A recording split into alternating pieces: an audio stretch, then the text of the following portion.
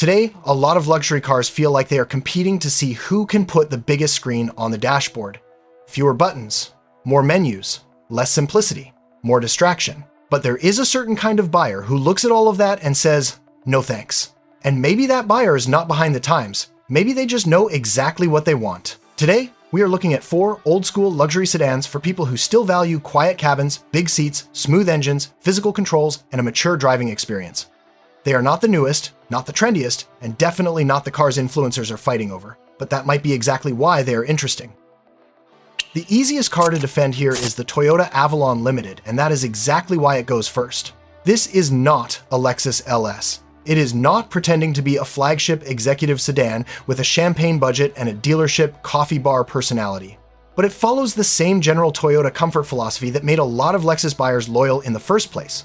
Quiet cabin, smooth power, big seats, simple controls, and very little drama when the car has been maintained. The Avalon Limited is the car for someone who does not need to prove anything to anyone in a parking lot. And that is why the market shift hurt it. As luxury started becoming louder, sharper, sportier, and more screen-focused, the Avalon stayed committed to a different idea. It was not trying to make you feel like a race car driver, it was trying to make a long drive feel shorter. The 2011 and 2012 cars have a softer, more traditional personality. The 2013 and 2014 cars are newer and a bit more modern, but still keep the basic formula. A 3.5-liter Toyota V6, a conventional automatic, front-wheel drive, and a cabin designed around comfort more than flash. The catch is that Toyota does not mean ignore everything. Check the service history, check the suspension, make sure the electronics, sunshade, navigation, and climate controls work. And on any used Avalon, verify recalls by VIN before getting emotionally attached. Depending on mileage and condition, these can still sit in that used car zone where the price feels reasonable compared with newer luxury sedans. But the best Avalon is not the cheapest one. It is the clean one with records. And since this is the kind of car you buy to avoid unnecessary complications, here is the one interruption I will allow. If you are shopping cars like this, a basic toolkit and an OBD2 scanner should be in your garage before the car is. Not because you are rebuilding engines in the driveway, but because reading codes, checking warning lights, and doing small checks can save you from buying someone else's neglected luxury bargain. I will leave the tools worth looking at below. For the right buyer, the Avalon Limited is the safe answer. Not exciting, not cool, not dramatic. And that is kind of the point. But what if you want that same mature comfort without choosing the obvious Toyota answer? The Buick LaCrosse is where a lot of younger viewers immediately stop listening. And that is exactly why it belongs here. Because the LaCrosse is not trying to beat a BMW. It is trying to make a bad road feel shorter. There was a time when that was considered luxury. Not lap times, not aggressive exhaust modes, not a steering wheel shaped like it came out of a gaming chair. Just a quiet cabin, soft seats, a relaxed ride, and the feeling that the car is not asking you to participate in every bump. That is the Buick argument. And the market largely walked away from it. By the 2010s, Buick had a problem. The badge had comfort, credibility, but not much status with younger buyers. A lot of people saw the badge and assumed the car was irrelevant before they ever sat in one. That is the mistake. A well-equipped LaCrosse Premium can feel much more expensive than people expect, especially with the V6. The important thing is not to treat every LaCrosse as the same car. Some versions use the e-assist 4-cylinder mild hybrid setup, which makes sense for fuel economy, but it does not fit this video as well. For this old-school luxury sedan idea, the V6 Premium is the one that feels right. It has the calm, quiet, full-size American sedan personality that modern luxury often forgot. It does not beg you to drive fast, it does not pretend to be European, it just settles down and cruises. The catch is that it is still a used GM luxury-leaning sedan. You want maintenance history, you want all electronics checked. You want to test the climate system, infotainment, power accessories, suspension noise, and any warning lights. If it has the V6, listen carefully on cold start and do not buy one that feels neglected just because the badge keeps the price down. Who should consider it? Someone who values comfort over image? Someone who wants a quiet road trip car? Someone who can admit that maybe Buick understood something the market forgot? Who should avoid it? Anyone who wants sporty handling, resale prestige, or the emotional security of a Toyota badge. The LaCrosse is the comfortable choice almost nobody respects. But the next car is different. The Buick bets on traditional comfort. The Acura bets on engineering that most people never noticed. Before we get to the next car, tell me something in the comments. What city are you watching from, and which old-school luxury sedan still makes sense where you live? Because a car that feels perfect in Phoenix might not be the same answer in Chicago, Pittsburgh, Atlanta, or rural Michigan. And if you like used car stories that go beyond the obvious choices, subscribe to the Auto Ally. This channel is for people who know the used market is more interesting than whatever is sitting at the front of the dealership lot. The Acura RL might be the most forgotten car in this video, which is strange because it was not cheap, simple, or lazy when new. Its problem was not that Acura did not try. Its problem was that Acura tried in a way the market did not reward. The RL was expensive, understated, and conservative looking at a time when buyers wanted luxury cars to announce themselves. German sedans had badge power, Lexus had a stronger luxury identity.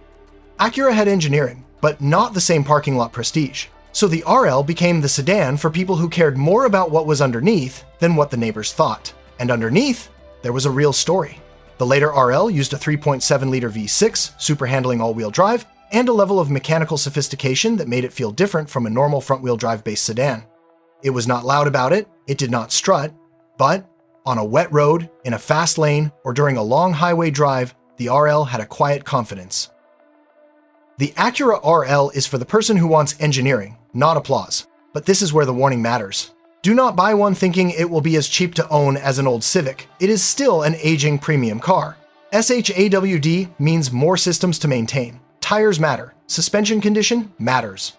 Electronics matter, and the timing belt service is not something to casually ignore. The best RL is one with records, matching quality tires, clean fluids, and evidence that the previous owner understood what they had. A neglected one can turn the smart alternative to a German sedan argument into a very expensive lesson. For the right buyer, though, the RL is fascinating. It is discreet, beautifully overqualified for normal commuting, and less obvious than almost everything else in this category. Who should avoid it? Someone who wants cheap, basic transportation with a luxury badge. That buyer should go Avalon. Who should consider it? Someone who appreciates quiet engineering and is willing to maintain an old premium Acura properly. The RL is understated almost to a fault. The next car does not have that problem.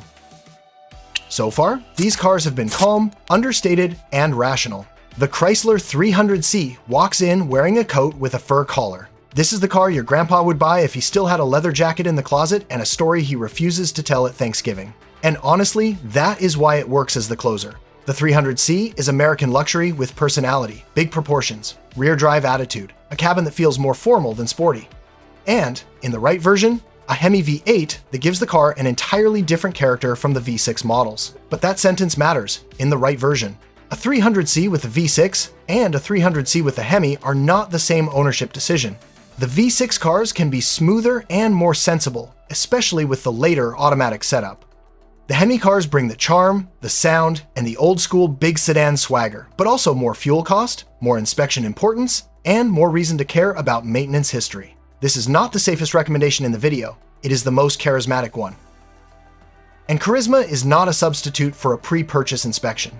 On these, you want to check suspension wear, electronics, infotainment behavior, warning lights, transmission behavior, cooling system condition, interior wear, and whether the car feels like it was owned by an adult or treated like a budget muscle sedan with extra doors. The 300C is the only car on this list that can make the rational choices look a little boring, but it charges you for that personality. For the right buyer, that might be worth it. Someone who wants presence, comfort, American style, and a car that does not blend into every office parking lot will understand the appeal immediately. But if you want the lowest risk path to old school comfort, this is not where I would start. The Chrysler is the heart choice. Just make sure your heart brings a mechanic. Here is the important part. Not all of these cars are equally easy to recommend. The Toyota Avalon Limited is the best overall choice. It is the smart one, the least dramatic one. The car for someone who wants Lexus adjacent comfort without needing the Lexus badge or the newer Lexus screen-heavy experience. The Buick LaCrosse Premium is the most underrated by the public. A lot of people dismiss it because it is a Buick, but that is also why the used market conversation gets interesting. The Acura RL is the most interesting for quiet enthusiasts. Not cheap like a basic Honda, but genuinely thoughtful if you understand the maintenance side. And the Chrysler 300C is the most charismatic, but also the riskiest. It has the strongest personality here, and personality is wonderful right up until the inspection report gets expensive. That is the real market shift. These cars did not become irrelevant because comfort stopped mattering.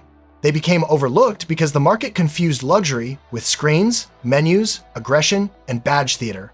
But for the buyer who wants a big seat, a quiet cabin, physical controls, and a car that feels mature instead of needy, these sedans still make a surprising amount of sense. So here's my question. If you were avoiding modern luxury tech overload, which one would you trust in your driveway? The Avalon, the LaCrosse, the RL, or the 300C?